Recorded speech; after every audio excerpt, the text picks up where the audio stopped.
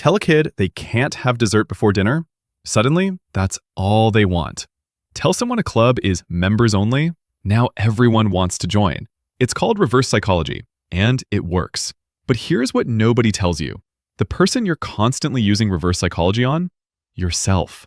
Every time you say, I have to work out, I should be productive, I must wake up early, you're creating the exact resistance that stops you from doing it.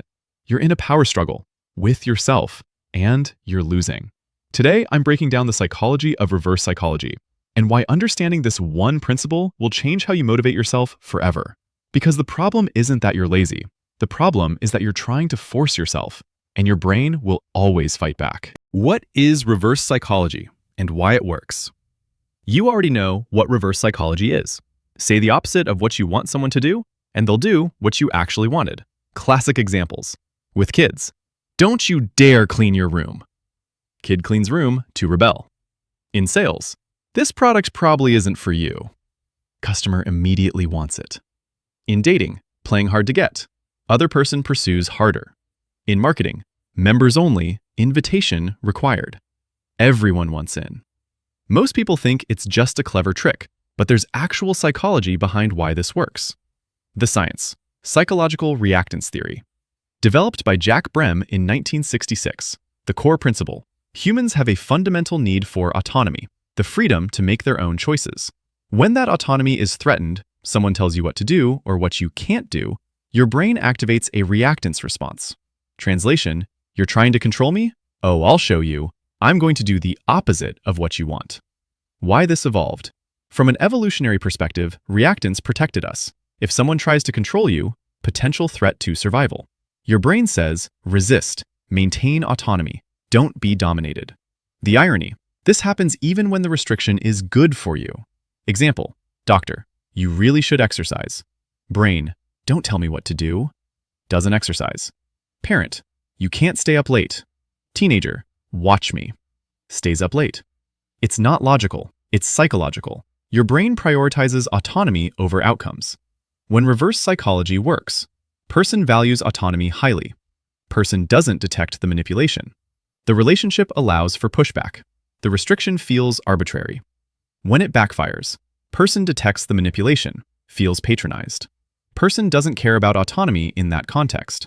Trust is broken. Cultural factors. Some cultures value compliance over autonomy. The shocking truth. You use it on yourself. Now here's where it gets interesting. You don't just experience reactance when others try to control you. You experience it when you try to control yourself. Every time you say, I have to work out today. I should be more productive. I must wake up at 5 a.m. I need to stop procrastinating. You're issuing a command to yourself. And guess what happens? The exact same reactance response.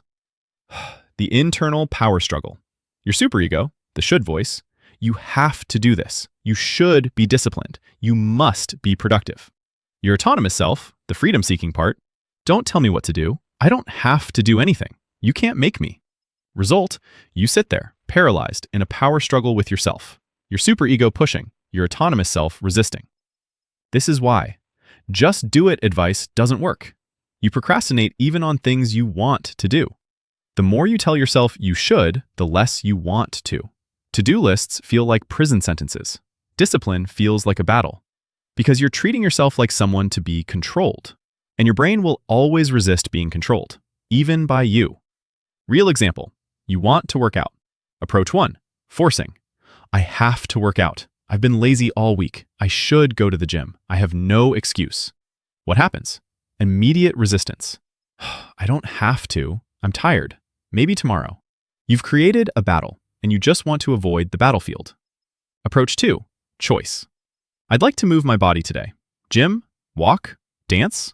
What sounds good? What happens?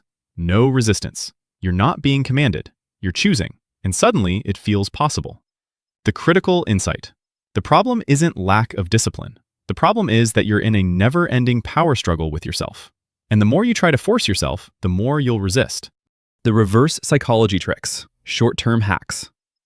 So can you use reverse psychology on yourself? Yes, but only short-term. Here are the tricks people use. Trick number 1, the challenge. The psychology. Telling yourself you can't do something activates your competitive ego. I probably can't write for 2 hours straight. What happens? Your brain goes, oh yeah? Watch me. You end up writing for 3 hours just to prove yourself wrong. Why it works? You've challenged your ego, and your ego doesn't like losing. Trick number 2, the tiny commitment. The psychology. Lowering the barrier removes the command pressure. I don't have to work out. I'll just put on gym clothes. I don't have to write. I'll just open the document. I don't have to clean. I'll just do 1 dish. What happens? Once you start, momentum takes over. You put on gym clothes. Might as well do 5 minutes. Open the document. Might as well write 1 sentence. Do 1 dish. Kitchen is half clean anyway. Why it works?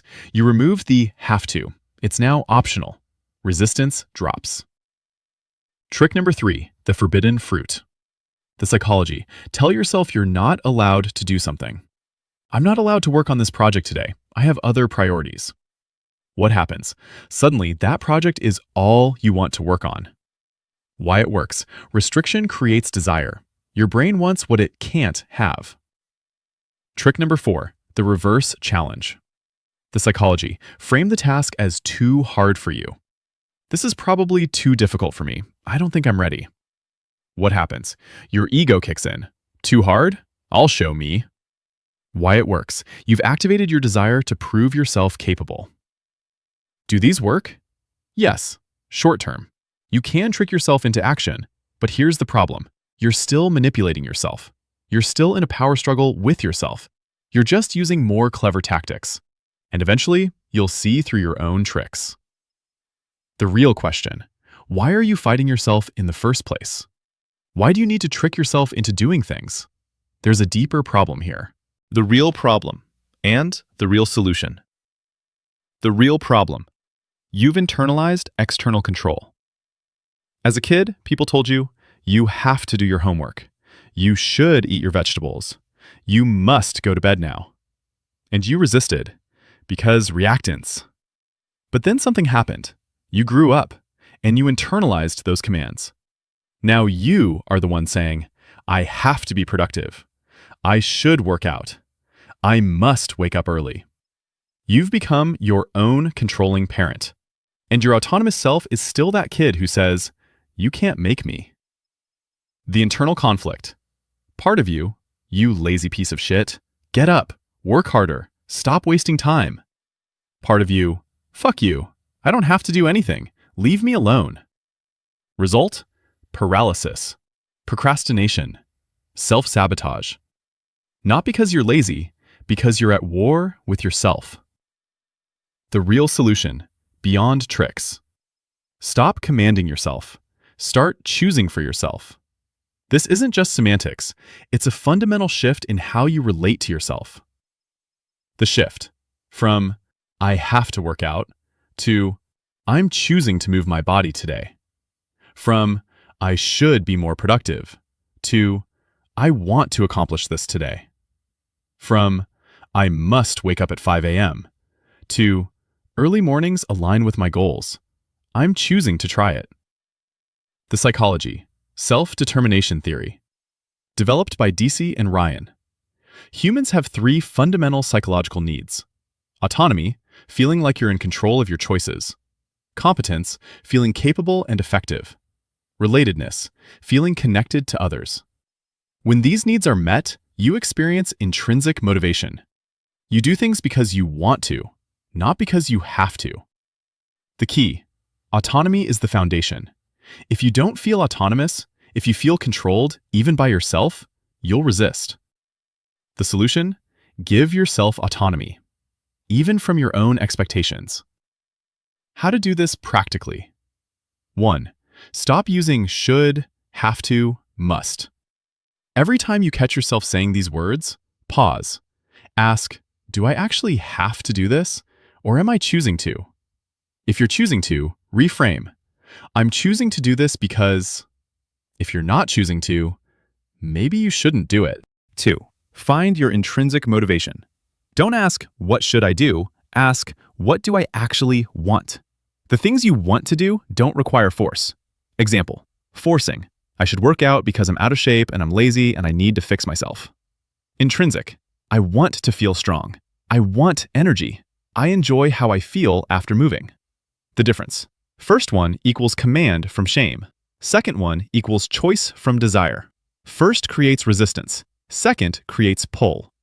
3. Give yourself permission to not do things. This sounds counterintuitive, but when you give yourself genuine permission to not do something, the resistance drops, and often you end up wanting to do it. Example, I don't have to work out today. I could rest. That's a valid choice. What happens? Without the pressure, you often think, actually, I kind of want to move. Because now it's your choice, not an obligation. 4. Shift from external to internal locus of control. External. I have to do this because my boss expects it, society says I should, I'll look bad if I don't. Internal. I'm choosing this because it aligns with my values. I care about my health. I want to grow my skills. I value this outcome. External motivation equals pressure equals resistance. Internal motivation equals alignment equals flow. 5. Work with your resistance, not against it. When you feel resistance, don't force through it. Get curious. What am I resisting? Why? Often, the resistance is telling you something important. This approach isn't working. This goal isn't actually yours. You need rest. The timing is wrong. Resistance isn't the enemy. It's information. The paradox and the freedom. Here's the paradox. When you stop forcing yourself, you often do more. Not because you're using tricks, because you've removed the resistance. Forcing approach. I have to write for 2 hours. Result? Resistance builds. You procrastinate. You fight yourself. You write for 20 minutes, full of resentment. You feel like a failure. Choosing approach. I'd like to write today. Let's see what feels good. Result? No resistance. You start naturally. It flows. You write for 90 minutes and enjoy it. You feel energized. Same goal, completely different experience. The freedom. When you stop treating yourself like someone to be controlled, when you start treating yourself like someone with autonomy, you're no longer at war with yourself. You're working with yourself. And that's when discipline stops feeling like a battle. Productivity becomes natural. Resistance drops. You actually want to do things. Procrastination decreases. You stop fighting yourself. Not because you've mastered self-control, because you've stopped trying to control yourself. Conclusion. The shift. Let me tell you what changes when you make this shift. Before, you wake up, your brain immediately starts commanding. You have to work out. You should check emails. You must be productive. You feel the resistance build. You procrastinate, scroll phone, feel guilty, eventually force yourself. Do mediocre work, feel exhausted, end the day thinking, why am I so undisciplined? You're exhausted, not from the work, from fighting yourself. After, you wake up, you check in. What do I want to do today? What feels aligned? No commands, just curiosity. You notice what you're drawn to. You follow that pull. You work. It flows. Time passes quickly. You rest when you need to. No guilt. End the day thinking, that felt good.